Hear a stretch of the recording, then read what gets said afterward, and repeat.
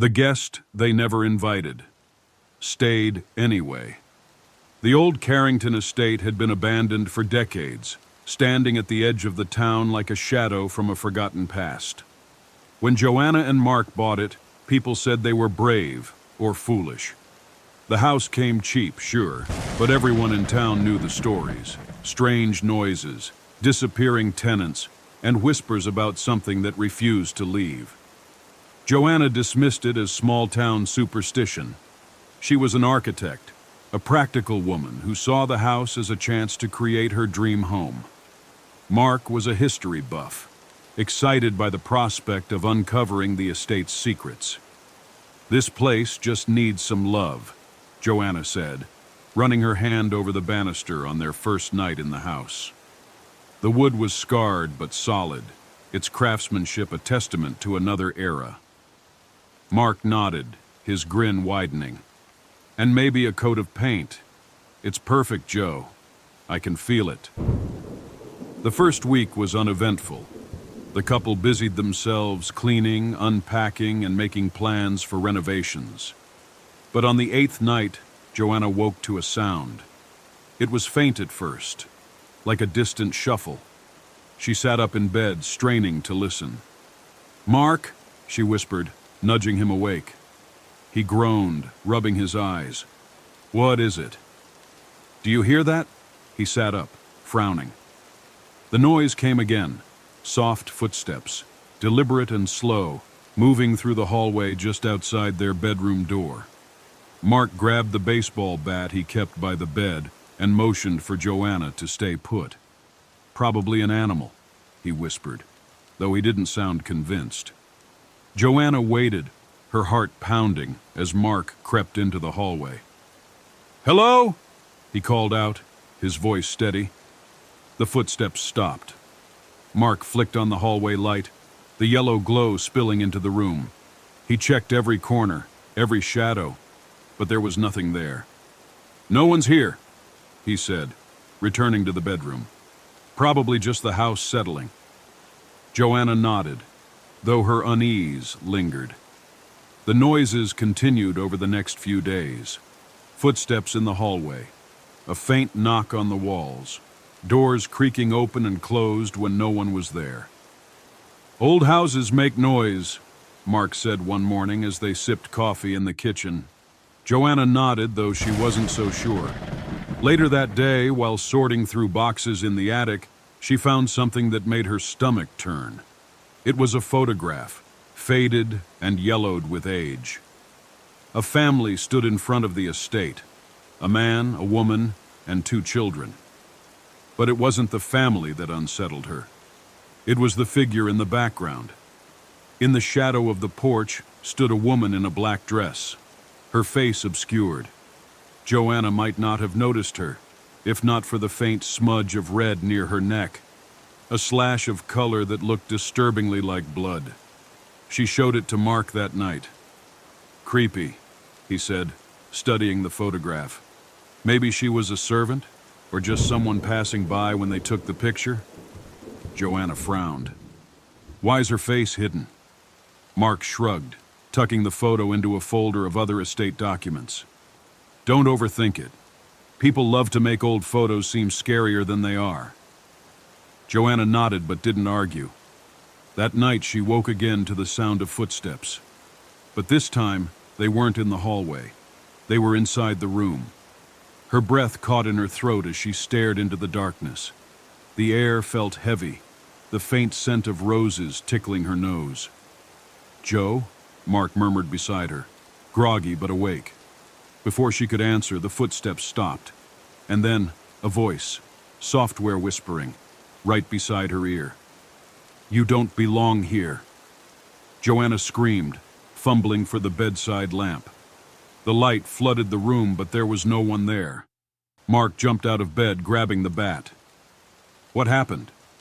Something was here," she stammered. "I heard it. I felt it." Mark searched the room, checked the hallway, even peeked outside. The house was silent. "No one's here, Joe," he said, his face pale.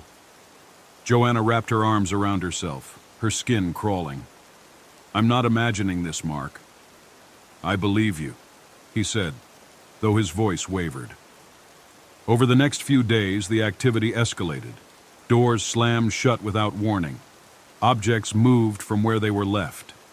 The air in the house grew colder, and that faint scent of roses seemed to follow Joanna wherever she went.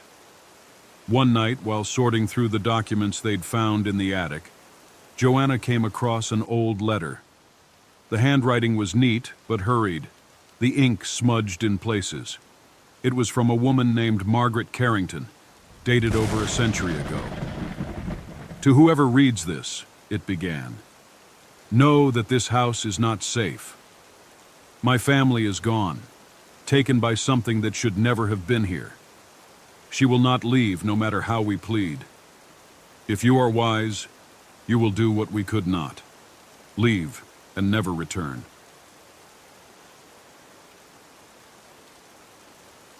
The letter ended abruptly, the final words smeared as though written in haste. She is watching. She never leaves. Joanna's stomach churned as she read the words. She clutched the letter tightly and ran to find Mark.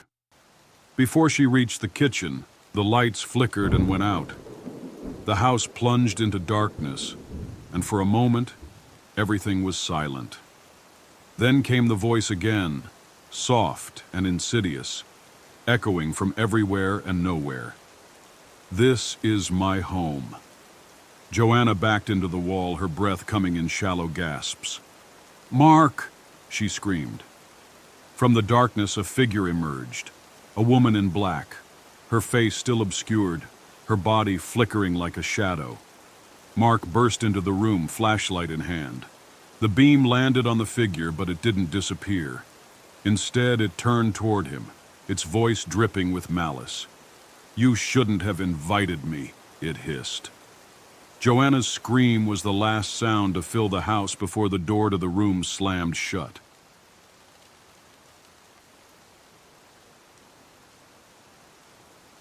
The bedroom door locked itself from the outside. The house was quiet, almost too quiet. Mia and Nathan stood in the doorway of the master bedroom, admiring the space they'd call their own. They had spent weeks preparing for this moment, moving boxes, painting walls, and setting up furniture. Tonight was their first night in the new house. The room was cozy, with soft gray walls and a bay window that overlooked the front yard. A large bed sat against the far wall, its new sheets and comforter fresh and inviting.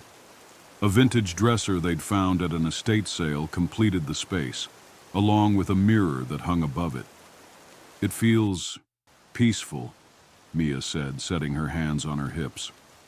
Nathan smiled and wrapped his arms around her from behind. It should.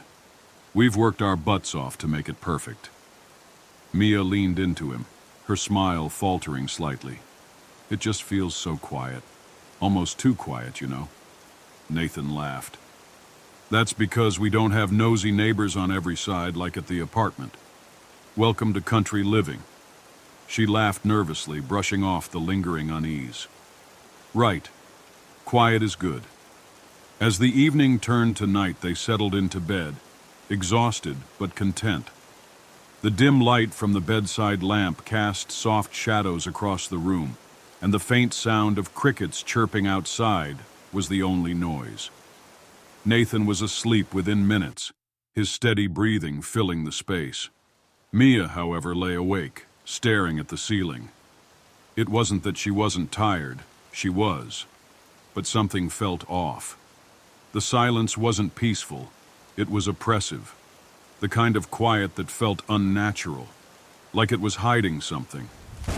She turned onto her side, her eyes landing on the bedroom door. The brass doorknob glinted faintly in the light, and for a moment, she thought she saw it move. Her breath caught. She sat up slowly, staring at the door. It was closed, just as they'd left it. She shook her head, trying to dismiss the feeling of unease creeping into her chest. But then she heard it. A faint click. Mia froze, her heart pounding. She looked at Nathan, who was still sound asleep. The sound had been subtle, barely audible, but unmistakable. It was the sound of the door locking. She swung her legs over the side of the bed, her bare feet touching the cool floor. Slowly, she walked to the door, her fingers trembling as she reached for the knob. It didn't turn. The knob rattled slightly in her hand, but it wouldn't budge. She pulled harder, panic rising in her chest, but it was locked. "Nathan," she whispered, her voice shaking. "Nathan, wake up." He groaned, shifting under the covers. "What is it?" he mumbled. "The door," she said, her voice rising slightly. "It's locked. From the outside." Nathan sat up, rubbing his eyes. "What are you talking about?" "I'm serious," Mia said, her voice trembling. "I heard it lock." Nathan got out of bed and walked over to her, his expression skeptical. He tried the doorknob, his brow furrowing when it wouldn't turn. "See?" Mia said, her voice panicked. "I told you." "Maybe it's just jammed," Nathan said, though his voice lacked conviction. "It locked itself," Mia insisted. Nathan frowned, leaning closer to the door. "Hello?" he called out, half joking. The response was immediate. A loud, deliberate knock echoed from the other side. Mia screamed, jumping back. Nathan stumbled, his face going pale. "Who's there?" he demanded, his voice shaking slightly. There was no answer. He reached for his phone on the nightstand, turning on the flashlight. The beam illuminated the door, the light glinting off the brass knob. Another knock came, harder this time. The sound reverberated through the room, shaking the walls. "What the hell is going on?" Nathan muttered, his voice barely audible. Mia backed away, her hands clutched to her chest. "It's not funny anymore," she whispered. "I don't think it's a joke," Nathan said, his face grim. The knock stopped. The silence returned, heavier than before. And then the doorknob began to turn. It twisted slowly, deliberately, as if someone on the other side was testing it. Mia's breath hitched, and she grabbed Nathan's arm. "Don't open it," she whispered. Nathan nodded, his hand tightening on the flashlight. The knob stopped turning, and for a moment, everything was still. Then, the door began to shake violently, the frame rattling as if something was trying to break through. Mia screamed, clutching Nathan as the room seemed to tremble around them. "Stop it!" Nathan shouted, though the words felt futile. The shaking stopped abruptly, leaving only the sound of their ragged breathing. Nathan took a shaky step toward the door, his flashlight beam trembling as he aimed it at the knob. "Don't!" Mia begged, her voice cracking. He hesitated, his hand hovering over the door, and then from the other side came a low guttural whisper. "Let me in." Mia's knees buckled, and she collapsed onto the bed, her hands covering her ears. Nathan stumbled back, his face pale as the voice continued. "Let me in," it repeated, softer this time but more insistent. The words crawled under their skin, filling the room with a suffocating dread. Nathan turned to Mia, his eyes wide with terror. "What do we do?" he whispered. The whisper came again, louder now. "Let me in." The room felt alive with dread, the air thick and oppressive. The whispered demand, "Let me in," echoed in Mia's ears, each word like ice sliding down her spine. She shook her head violently, her body trembling. Nathan stumbled away from the door, gripping the flashlight so tightly his knuckles turned white. His breath was shallow, panic etched across his face. "We're not opening it," Mia said, her voice barely above a whisper. Nathan nodded, though he didn't seem fully convinced. His eyes darted between Mia and the door, his mind racing for an explanation. "Maybe it's some kind of prank," he said, though his tone lacked confidence. "Kids messing around or... I don't know." "Kids?" Mia hissed, her voice trembling. "Kids don't lock doors from the outside, and they definitely don't whisper like that." Nathan couldn't argue. He stepped closer to the door again, as if drawn by some unseen force, and pressed his ear to it. "Nathan!" Mia hissed. He held up a hand, signaling her to stay quiet. His face was pale, his brow furrowed as he strained to listen. At first there was nothing, just the suffocating silence of the hallway beyond. Then came the sound. It was faint, like breathing, but deeper, labored, inhuman. Nathan's blood ran cold. He jerked back from the door, his eyes wide. "There's something out there," he whispered. Mia shook her head, backing further into the room. "It's not real," she muttered, her voice cracking. "It's not real. It can't be real." Another knock shattered the tense silence, this one louder and more forceful than the last. The door shook in its frame, the sound reverberating through the room. The voice came again, low and insistent. "Let me in." Mia clamped her hands over her ears, tears streaming down her face. "Make it stop," she begged, her voice breaking. Nathan glanced around the room, desperate for something, anything that could help. His eyes landed on the window. "The window," he said, his voice steadying. "We can climb out the window." Mia's heart leapt at the suggestion. Yes, let's go, now." Nathan rushed to the window, pulling aside the heavy curtains. He fumbled with the latch, but it wouldn't budge. He pulled harder, grunting in frustration. "It's stuck," he said through gritted teeth. Mia joined him, her fingers scrabbling at the latch.